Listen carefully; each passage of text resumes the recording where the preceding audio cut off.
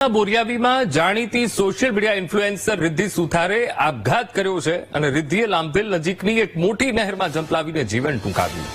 મૃતક રિદ્ધિ બોરિયાવી નગરપાલિકાના કારોબારી ચેરમેન રિશિન પટેલના પત્ની છે. 4 વર્ષ અગાઉ લગ્ન કર્યા હતા અને 1.5 વર્ષના બાળકને મૂકીને આપઘાત કરી લેતા ચકચાર મચી ગઈ છે. ઇન્સ્ટાગ્રામ પ્રોફાઇલ પર રિદ્ધિની 374 જેટલી તો પોસ્ટ અને 20.6 કે જેટલા ફોલોઅર્સ ધરાવે છે.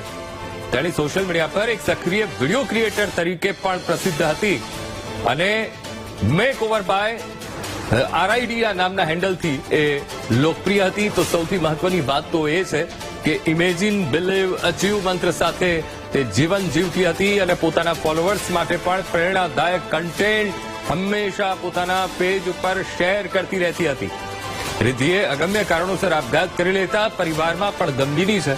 જોકે પોલીસ આપઘાતના કારણો શોધવાની તપાસમાં લાગી છે.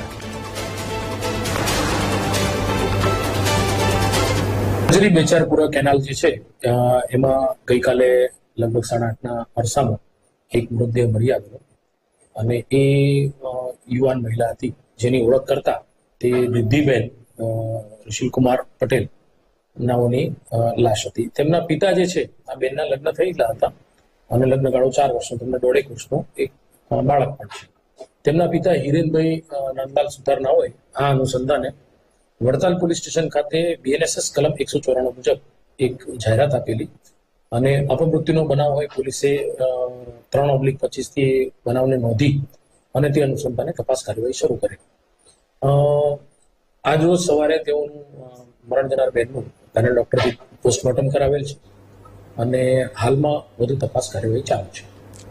અત્યારે તો સવાલ એ થઈ રહ્યો છે કે સોશિયલ મીડિયા ઉપર સતત એંગેજ રહેતી આ રિદ્ધિ શા માટે અંતિમ પગલું ભર્યું, એ આપઘાતના કારણો કયા છે તે શોધવા અત્યારે પોલીસે પ્રયાસ હાથ ધર્યા છે. આણંદના બોરિયાવીમાં જાણીતી સોશિયલ મીડિયા ઇન્ફ્લુએન્સરે આપઘાત કરી લેતા ચકચાર મચી ગયો છે. રિદ્ધિ સુથારે લાંભવેલ નજીકની મોટી નહેરમાં કૂદીને જીવન ટૂંકાવ્યું છે. મૃતક એ બોરિયાવી નગરપાલિકાના ચેરમેન ઋષિન પટેલના પત્ની છે. સુખી સંપન્ન પરિવારમાંથી તે આવે છે અને શા માટે આ પ્રકારનું અંતિમ પગલું ભર્યું એ ચર્ચાનો વિષય બન્યો છે.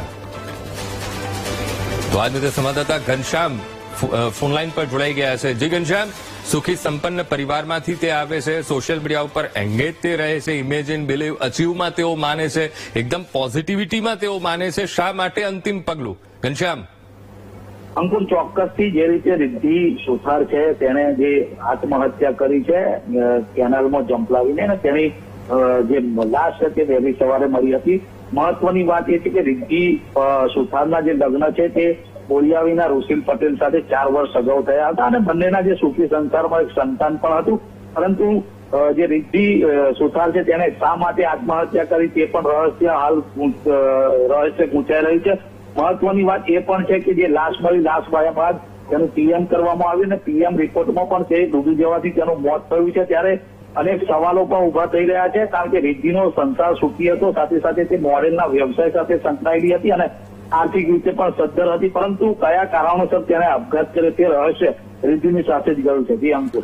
ઘનશ્યામ, ખાસ કરીને પરિવારમાંથી અને ખાસ તો ઋષિન પટેલની કોઈ પ્રતિક્રિયા સામે આવી છે કે છેલ્લા કેટલાક દિવસથી કોઈ વર્તનમાં કે વર્તણૂકમાં કઈ ચેન્જીસ આવ્યા હોય એવી કોઈ પ્રતિક્રિયા અને પોલીસની કઈ દિશામાં તપાસ? ઘનશ્યામ. અંકુર, ચોક્કસથી પોલીસ હાલ જે આત્મહત્યા અને હત્યાના જે તપાસ છે તેમાં તપાસ કરી રહી છે. બંને પહેલું ઉપર તપાસ કરે છે. સાથે સાથે જો વાત કરવામાં આવે તો ઋષિલ પટેલ સાથે તેનો સુખી સંસાર હતો, પરંતુ જે રિદ્ધિ સુથાર છે તે મહત્વાકાંક્ષી હતી અને એ પોતાની જે દુનિયા છે મોડેલિંગની દુનિયામાં અલગ સ્થાન બનાવવા માંગતી હતી. સાથે સાથે તેને બોરિયાવી છે, બોરિયાવીથી ત્યાં વિદ્યાનગર રહેવા જવાનું પણ ઘરમાં કકરાટ ચાલતો હતો અને આ શંકાને લીધે કદાચ રિદ્ધિ સુથારે આત્મહત્યા કરી હોય તેવું પણ લોકમુખે ચર્ચાઈ રહ્યું છે. જી અંકો. જી બિલકુલ ઘનશ્યામ, સમગ્ર માહિતી સાથે જોડાવા બદલ આપનો આભાર.